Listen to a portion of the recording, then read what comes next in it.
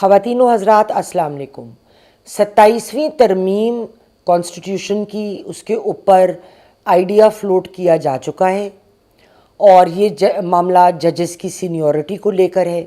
ہم اس پہ آج بات کریں گے۔ اس کے علاوہ احسن بھون صاحب جو اسما جہانگیر گروپ کو لیڈ کر رہے ہیں، وہ عطا اللہ تارڑ صاحب کے بڑے قریبی بھی ہیں اور اس وقت جوڈیشل کمیشن میں بطور ممبر بھی ان کی تعیناتی ہوئی ہے۔ ان کے انٹرویو کا بھی چھوٹا سا حصہ سنائیں گے، کیونکہ یہ 27ویں ترمیم کے بابت جو بات کی گئی ہے وہ ان کی جانب سے آئی ہے، تو ان کی سوچ اور رائے بہت اہمیت کی حامل ہے۔ پروگرام کی جانب جانے سے پہلے خواتین و حضرات، آپ سے گزارش ہے کہ بیل آئیکن دبا کر چینل یاسمین آفتاب علی کو سبسکرائب کیجئے۔ اگر آپ کو پروگرام پسند آئے تو لائک کریں، شیئر کریں، کمنٹ باکس میں کمنٹ دینا مت بھولیے۔ 27ویں ترمیم پہ کام شروع ہو گیا ہے۔ سب سے پہلے لوگوں کا یہ سوال تھا، اور لوگ اکثر یہ بات کرتے ہیں کہ یہ 27ویں ترمیم میں جو اصطلاح لائی جا رہی ہے، یہ اصطلاح 26ویں ترمیم میں ہی کیوں نہیں لائی جا سکتی تھی؟ بات تو درست ہے، مگر در حقیقت میرے نزدیک یہ میرا انالیسس ہے۔ اس لیے یہ ایسا نہیں ہوا کیونکہ اس وقت کا جو سیاسی ماحول تھا وہ بڑا مختلف تھا۔ آپ کو یاد ہوگا خواتین و حضرات کہ P T I full force میں اس کی مخالفت کر رہی تھی۔ اس وقت اگر میں غلطی پر نہیں ہوں تو عمران صاحب کے بیانات، لوگوں کا ملنا جلنا ان کے پارٹی کے لوگوں کا بہت زیادہ، اور وہ سوشل میڈیا پہ بھی ان کی بہت ہائی پروفائل تھا، جو اب ذرا ان کو پش بیک ملا ہے بہت زیادہ، اور وہ اب اتنا سوشل میڈیا پہ نہیں ہے اور ان کے بیانات بھی بہت کم ہیں۔ تو اور پھر اس کے ساتھ مولانا فضل الرحمان کو بھی بڑی مشکل سے منوایا گیا تھا کہ اس ترمیم کو پاس ہونے دیں۔ ہو سکتا ہے یہ لکونہ جو اب ایک علیحدہ ترمیم کے طور پہ لایا جا رہا ہے، اس کو اس وقت لکھا گیا ہو اور نکال دیا گیا ہو۔ میں اس کی پریوی نہیں ہوں اس انفارمیشن کی، لیکن یہ عین ممکن ہے کہ ایسا ہوا ہو۔ اب ہم بات کرتے ہیں کہ یہ ترمیم ہے کیا۔ ہم دیکھ رہے ہیں کہ جب سے 26ویں ترمیم آئی ہے، ایک پارٹی ہے یا ایک فرقہ ہے، گروہ بندی ہے، دو گروہ بندیاں ہیں جو پی ٹی آئی کو سپورٹ کرتی ہے اور کھلے عام کرتی ہے، اور دوسری ہے جو غلط فیصلے بندیال صاحب کے دور میں یا منصور علی شاہ صاحب نے جو ریزرو سیٹوں کو لے کے دیا اور جو معاملات چلے تو ان کو سپورٹ نہیں کرتی۔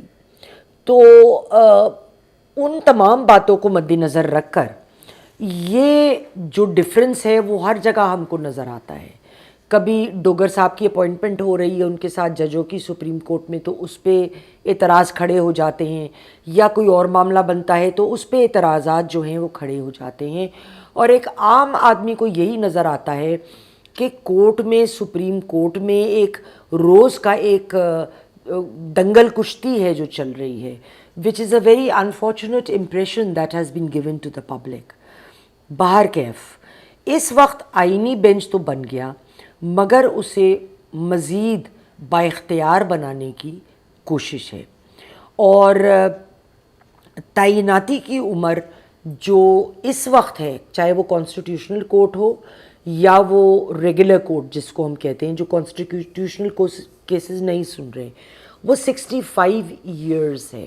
مگر 27ویں ترمیم میں یہ پیشکش آ رہی ہے کہ جو کانسٹیٹیوشنل بینچ کے لوگ ہوں گے ان کی عمر 70 ایئرز کر دی جائے، 70 سال، یعنی ریگولر کورٹ کے ججز 65 ایئرز کی عمر میں ریٹائر ہوں گے، اور جو کانسٹیٹیوشنل بینچ کے ججز ہیں وہ 70 سال کی عمر میں ریٹائر ہوں گے۔ اب ویسے بھی لوگ اس میں یہ کہتے ہیں کہ جی دیکھیں اس طرح تو جو ریگولر بینچ کے ججز ہیں وہ ریڈنڈنٹ ہو جائیں گے۔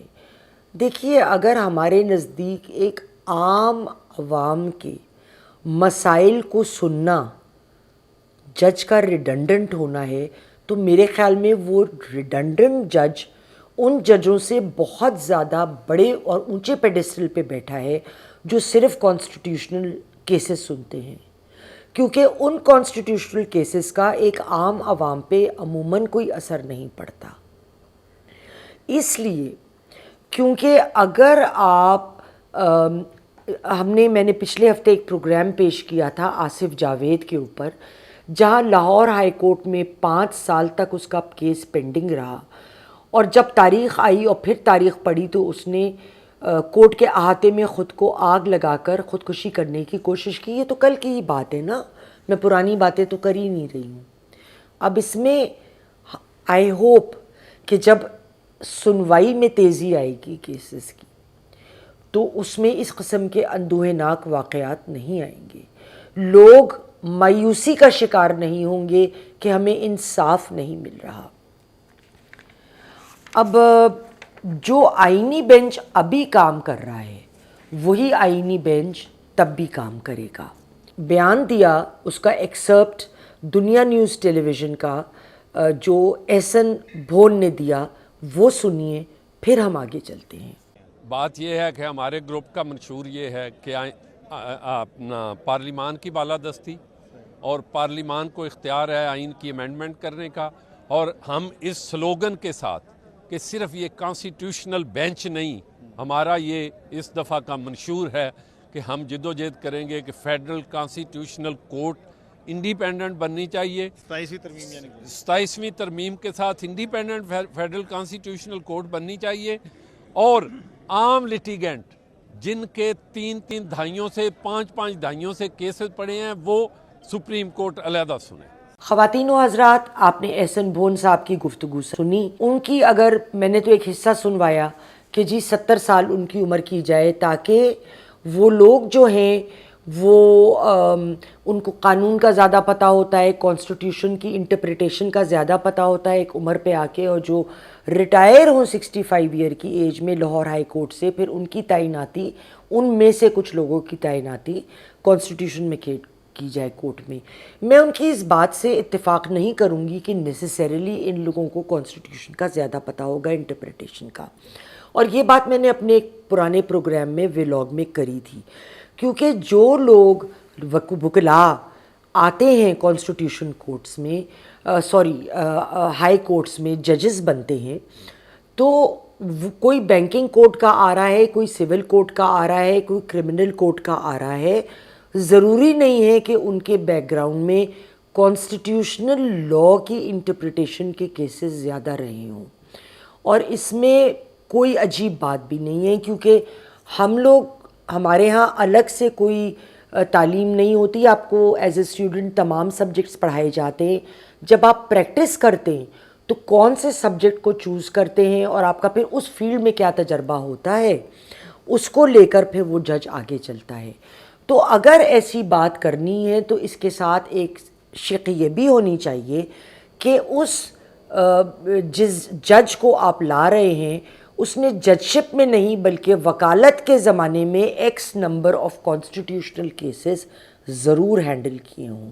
میرے خیال میں تب ہم کو ان لوگوں کا آنے کا کانسٹیٹیوشنل کورٹ میں فائدہ ہوگا، ورنہ شاید وہ فائدہ جو اینٹیسپیٹ کیا جا رہا ہے وہ نہیں ہوگا. اس کے علاوہ احسن بھون صاحب نے یہ بھی کہا تھا کہ یہ تو جو سپریم کورٹ ہے وہ فیصلہ کرے گا کہ کتنی اسامیاں خالی ہیں، کتنی اسامیاں پر کرنی ہیں، اور جو جوڈیشل کمیشن ہے پھر وہ کنسیڈر کرتا ہے نشستیں. جیسے لاہور ہائی کورٹ ہے یا بلوچستان ہائی کورٹ ہے یا کوئی اور ہائی کورٹ ہے، اس کورٹ کا جو جج ہوگا وہ دیکھے گا کہ کس کو ہم نے لے کر آنا ہے ایز اے جج، اور پھر وہ جو فیصلہ ہے وہ کمیشن کی بینچ اور جو ریگولر پوری ایک اتھارٹی ہے، ادارہ ہے، وہ اس کو کنسیڈر کرے گا. اب جو کانسٹیٹیوشنل بینچ ہے اس میں چاہے تمام کانسٹیٹیوشنل کیسز، چاہے وہ 199 سے متعلق ہیں، چاہے 184 سب کلاس 3 سے متعلق ہیں، کوئی بھی ہیں، وہ دیکھے جائیں گے. تو ایک طرح سے جو کانسٹیٹیوشنل بینچ ہے اس کو یہ اختیار بھی حاصل ہے کہ اگر منصور علی شاہ کے سامنے کوئی کیس لگا ہے یا کسی جج کے سامنے ریگولر کورٹ کے، تو ان کو اٹھا کر وہ کانسٹیٹیوشنل بینچ میں لے جا سکتے ہیں اگر وہ سمجھتے ہیں کہ اس کا کوئی حصہ اوور لیپ کرتا ہے کانسٹیٹیوشنل پروویژنس کے ساتھ یا کسی کانسٹیٹیوشنل ایشو کو لے کر. تو خواتین و حضرات آگے دیکھیں گے کہ اس وقت میرے خیال میں 27ویں ترمیم میں اس قسم کی جو اپوزیشن ہم نے 26ویں ترمیم میں دیکھی وہ نہیں آئے گی. تھوڑی بہت اپوزیشن ہو سکتی ہے لیکن اس طرح نہیں جو 26ویں ترمیم میں ہم نے ہلا گلا دیکھا تھا، کیونکہ ایک بیس تو بن چکا ہے. اب بیس کے اوپر ایک چھوٹا سا تڑکا ہی تو دینا رہ گیا ہے، تو وہ تڑکا دینے کے لیے تو اتنا شور نہیں ہونا چاہیے. انشاءاللہ خواتین و حضرات ہم اگلے پروگرام میں پھر ملاقات کریں گے. خدا حافظ.